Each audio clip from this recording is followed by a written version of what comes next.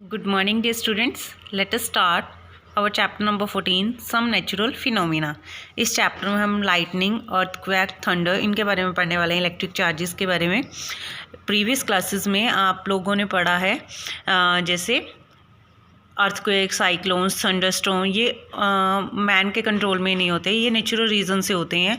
We can not prevent them but we can take some precautions to save our selves from their damaging effect. ठीक है, मतलब हम इनको रोक नहीं सकते बट इनसे अपनी क्या कर सकते हैं, इनसे अपनी रक्षा कर सकते हैं कुछ प्रिकॉशंस को यूज़ करके.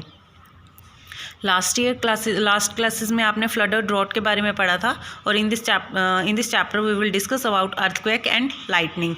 लाइटनिंग एक बहुत ब्यूटीफुल और डेडली डिस्प्ले है नेचर का.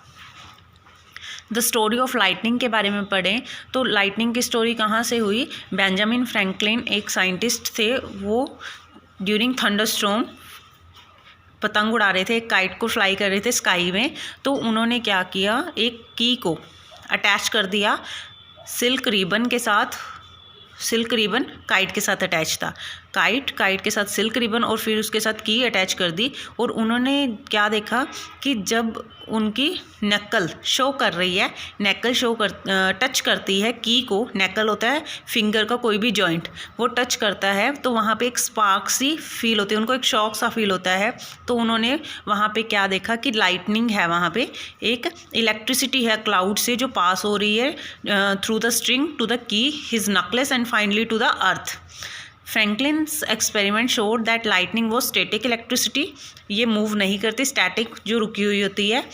ही put forth the idea that every object has a normal amount of charge. उन्होंने क्या बोला कि हर ऑब्जेक्ट के पास कुछ ना कुछ अमाउंट में चार्ज होता है नॉर्मल पोजीशन में भी रहने पर.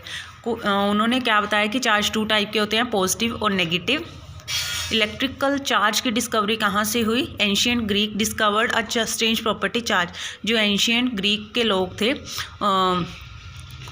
वो एक मटेरियल यूज़ करते थे, एम्बर का यूज़ होता था ऑर्नामेंट बनाने के लिए. जब ऑर्नामेंट पहनते थे और क्लोथ्स के साथ रब होते थे तो वहाँ पे एक चार्ज फील होता था, स्पार्क फील होती थी. एक फ्रांस के किंग थे, उनके यहाँ एक गार्डनर थे जिनका नेम था चार्ल्स फ्रैंकोइस डी सिस्टरने डे फे. उन्होंने क्या किया कि चार्ज के पीसेस लिए, ग्लास एक चार्ज पीस ऑफ ग्लास लिया which is attracted other amber like object but repelled other glass like object. ठीक है, ग्लास का एक ऑब्जेक्ट दिया था, चार्ज ऑब्जेक्ट, और जब वो एम्बर को अट्रैक्ट कर रहा था बट सेम ग्लास मटेरियल को वो रिपेल कर रहा था.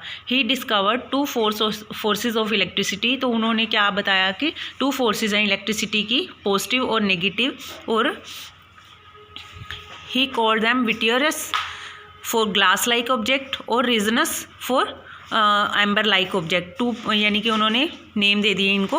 When two bodies are rubbed against each other both of them acquire some charge. यहाँ पे हमारा चैप्टर स्टार्ट हो रहा है मेनली कि कोई भी टू बॉडीज़ हैं जब एक दूसरे के साथ रब करते हैं तो वहाँ पे चार्ज प्रोड्यूस होता है.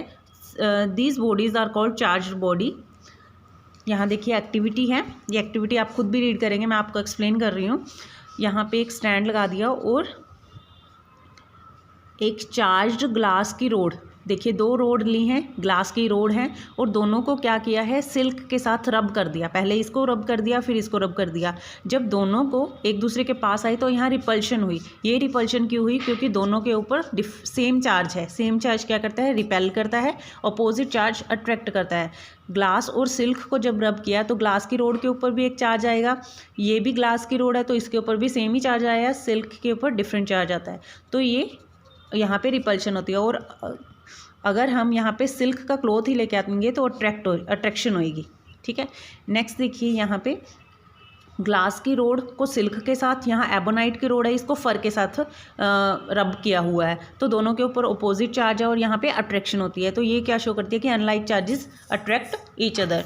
There are two type of charges, positive and negative. The charge acquired by glass rod when it is rubbed with silk is positive, and the charge acquired by ebonite rod when rubbed with fur is negative charge. Like charge repel करते हैं और unlike charge क्या करते हैं, attract करते हैं। How can a body B charge body को charge 3 type से किया जाता है, rubbing, conduction and induction. Rubbing से कैसे किया जाता है, जैसे हमने लास्ट एक्टिविटीज़ में पढ़ा है, ग्लास की रोड को सिल्क के साथ रब कर दिया या फिर एबोनाइट की रोड को फर के साथ रब कर दिया तो वहाँ पे चार्ज प्रोड्यूस हो जाता है। एक एक्टिविटी जो आप घर पे भी कर सकते हैं, ये देखिए कॉम्ब है, कॉम्ब को ड्राई हेयर पे रब करना है। रब करने के बाद जब उसको बिट्स ऑफ पेपर के पास लेके आते हैं तो वहाँ पे अट्रैक्शन होती है, वो पेपर अपने आप उसकी तरफ अट्रैक्ट होते हैं, कॉम्ब की तरफ। तो ये किसका एग्जांपल है, चार्जिंग बाय रबिंग का। नेक्स्ट स्टैंजा में दिया है चार्जिंग बाय कंडक्शन।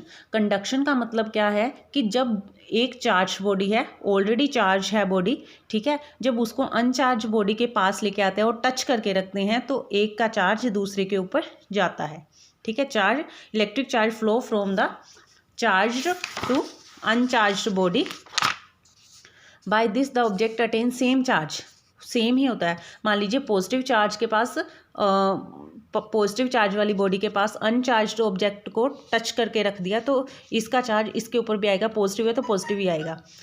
नेक्स्ट है चार्जिंग बाय इंडक्शन। इसका मतलब क्या है, इसका मतलब है कि 2 बॉडीज़ हैं, एक के ऊपर चार्ज है और एक के ऊपर अनचार्ज है। चार्ज इस मान लीजिए इस ऑब्जेक्ट के ऊपर पॉजिटिव चार्ज है और इसके ऊपर कुछ भी नहीं है। जब इसको पास ला के रखा है, टच नहीं किया, पास ला के रखा है तो यहाँ पे अपोजिट चार्ज अपने आप इंड्यूस हो जाता है। ये पॉजिटिव था तो इसके ऊपर negative.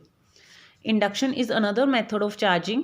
If a charge body is brought close to an uncharged body but does not touch it, the charge body induced an opposite charge on the uncharged body. This method of charge transfer is called induction. क्या बोलते हैं इसको, induction, ठीक है। तो ये आपने यहाँ तक चैप्टर को रीड करना है। I think it's enough for today. Thank you, have a nice day.